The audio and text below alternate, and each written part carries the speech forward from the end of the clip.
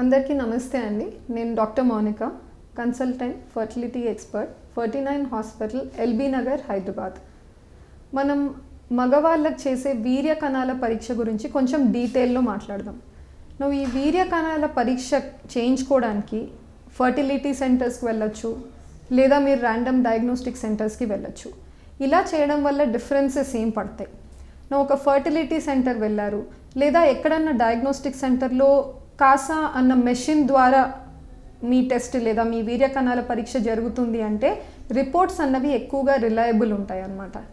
ఆ రిలయబుల్ అని ఎందుకు అంటున్నానంటే, ర్యాండమ్గా డయాగ్నోస్టిక్ సెంటర్స్లో చేసినప్పుడు వాళ్ళు ఇంటర్ప్రిటేషన్ ఎలా తీసుకుంటారంటే, కణాల నంబర్ నార్మల్ రేంజ్ ఒక్కొక్క సెంటర్లో ఒక్కొక్కటి ఉంటుంది. కొంతమంది 40 మీద ఉంటే నార్మల్, ఇంకొంతమంది 50 నుంచి 150 మధ్యలో కణాల సంఖ్య ఉంటే నార్మల్. సో ఇలా డిఫరెంట్ రేంజెస్ తీసుకుంటూ ఉంటారు. ఇవన్నీ రెగ్యులరైజ్ చేయడానికి ఎక్కడికైనా WHO, వరల్డ్ హెల్త్ ఆర్గనైజేషన్ అనే ఒక బాడీ ఉందన్నమాట. వాళ్ళు ఏం చేస్తున్నారంటే, ఇక్కడనే కాదు, అమెరికా కావచ్చు, యూరప్ లాంటి వేరే ఫారిన్ కంట్రీస్లో కావచ్చు, ఎక్కడ కూడా ఒక వ్యక్తి వెళ్ళి వీర్య కణాల పరీక్షకు శాంపిల్ ప్రొవైడ్ చేయడానికి కొన్ని రూల్స్ అండ్ రెగ్యులేషన్స్ ఉంటాయి. అదేవిధంగా తయారు చేసిన రిపోర్ట్స్ ఏ నంబర్ మీద ఉంటే మనము నార్మల్, లేదా ఏ నెంబర్ కంటే తక్కువ ఉంటే దాన్ని అబ్నార్మల్గా మనం డెసిగ్నేట్ చేయడానికి కొన్ని రూల్స్ అండ్ రెగ్యులేషన్స్ ఉంటాయి. ఫస్ట్గా ఒక వీర్య కణాల పరీక్షకి శాంపిల్ కోసం ఫర్టిలిటీ సెంటర్ మా దగ్గర వచ్చారనుకోండి, మేము కొన్ని అడ్వైస్ చేస్తామన్నమాట, కొన్ని జాగ్రత్తలు చెప్తాం. అవేంటి అంటే, కణాల శాంపిల్ ప్రొవైడ్ చేయడానికి వచ్చినప్పుడు కనీసం మినిమంలో minimum 2 to 3 days of abstinence ఉండాలి. అంటే తను సొంతంగా ఒక శాంపిల్ తీసి కానీ, లేదా భర్త భార్య కలిసి కానీ, ఆ తర్వాత అట్లీస్ట్ ఒక 2-3 days దాటిన తర్వాతనే ఆయన శాంపిల్ ప్రొవైడ్ చేయాల్సి ఉంటుంది.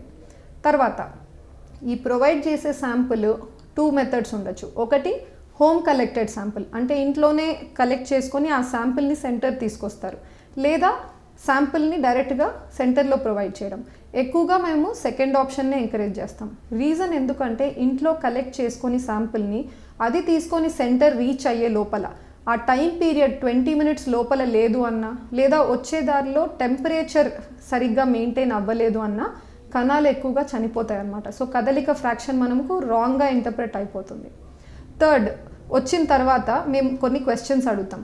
ఈ పాస్ట్ ఫ్యూ డేస్లో, ఈ 3-4 daysలో ఎక్కువగా ఆల్కహాల్ ఏమైనా తీసుకున్నారా, స్మోకింగ్ ఏమైనా అయిందా, వేరే ట్యాబ్లెట్స్ మెడికల్ కండిషన్స్కి ఏమన్నా వాడారా, ఇవన్నీ కూడా అడుగుతాం. రీజన్స్ ఎందుకు అంటే, డ్రగ్స్ వల్ల కూడా మీ సిమెన్ వాల్యూము, నంబర్స్, కదలిక అన్నీ కూడా పడిపోయే అవకాశాలు ఉంటాయి అన్నమాట.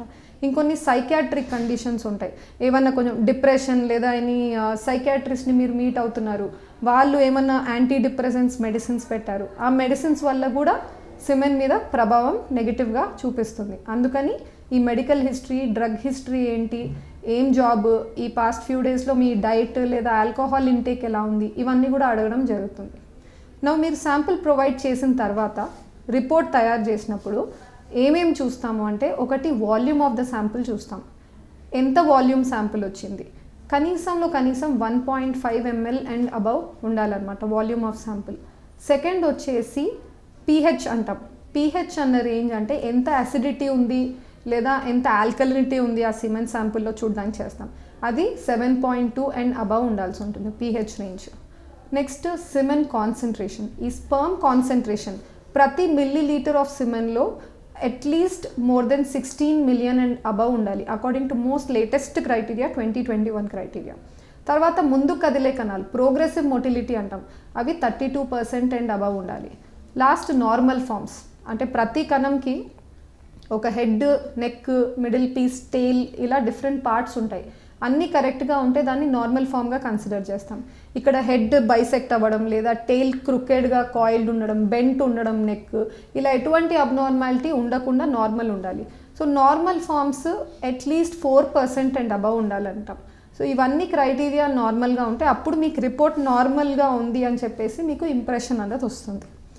ఈరోజు సిమెన్ వాల్యూమ్ గురించి కొంచెం డీటెయిల్గా మాట్లాడితే, నేను అన్నాను semen volume at least 1.5 ml above ఉండాలి అని చెప్పేసి. As soon as we receive sample, మాకు కంటైనర్లో హస్బెండ్ కలెక్ట్ చేసి ఇచ్చినప్పుడు ఒకవేళ మాకు వాల్యూమ్ 1.5 ml కంటే తక్కువ వస్తుంది అనుకోండి, డైరెక్ట్గా ఏదో ప్రాబ్లం ఉంది అని మేము ఇంటర్ప్రెట్ చేయలేము. ఇన్ డీటెయిల్ వాళ్ళని అడగాలి. ఏం అడగాలి? ఫస్ట్ అబ్స్టినెన్స్ పీరియడ్ కరెక్టా కాదా, కరెక్ట్గా కనీసం 2-3 డేస్ గ్యాప్ పెట్టుకొని వచ్చారా లేదా అన్నది ఇంపార్టెంట్.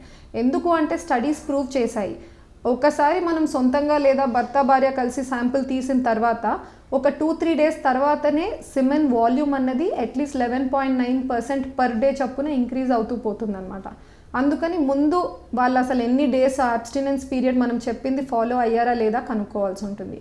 సెకండ్ వచ్చేసి కలెక్షన్ మెథడ్ ఎలా ఉంది. చాలామంది మెన్ టెన్షన్లో సొంతంగా శాంపుల్ ఇవ్వలేకపోతారనమాట. వైఫ్ హెల్ప్ ద్వారా ఇంటర్కోర్స్ టైం మాత్రమే శాంపుల్ ప్రొవైడ్ చేయగలరు.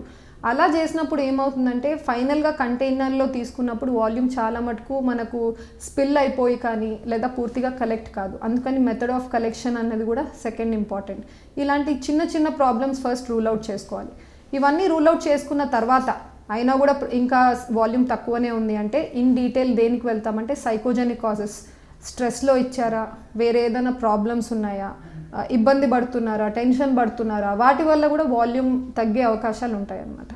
లాస్ట్ వచ్చేసి పెథలాజికల్ కాజెస్, అంటే నిజంగా ప్రాబ్లం ఉంది, ఆర్గానిక్గా ఎక్కడో ప్రాబ్లం అవుతుంది లోపల, అందుకనే వాల్యూమ్ తక్కువ వస్తుంది. ఎక్కడెక్కడ ఈ ప్రాబ్లమ్స్ ఉండొచ్చు అంటే ఫస్ట్ బ్లాడర్, మనకు యూరిన్ వచ్చే దారిలోని సిమెన్ శాంపిల్ కూడా ప్రొవైడ్ చేస్తారు మెన్. అందుకని ఏమవుతుందంటే ఆ బ్లాడర్ మన మూత్ర సంచి నెక్ యురేత్రా అని ఉంటుంది. సో ఆ రీజన్లో సిమెన్ వచ్చి ఆ దారి ద్వారా ఎగ్జిట్ అవుతుంది.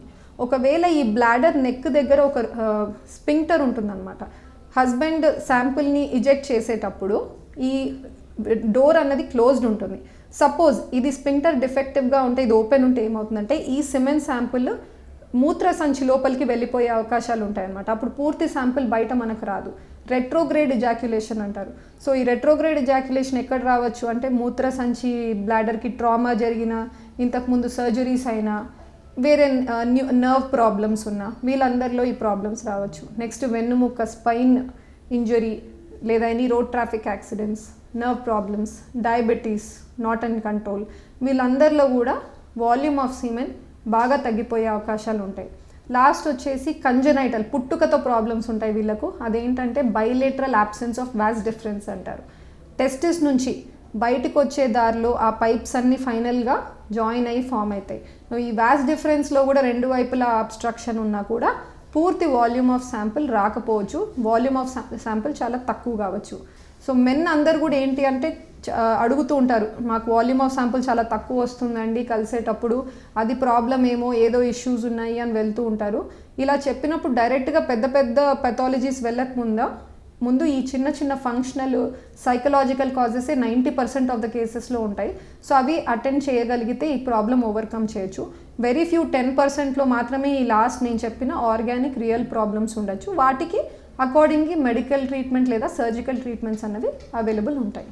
Thank you.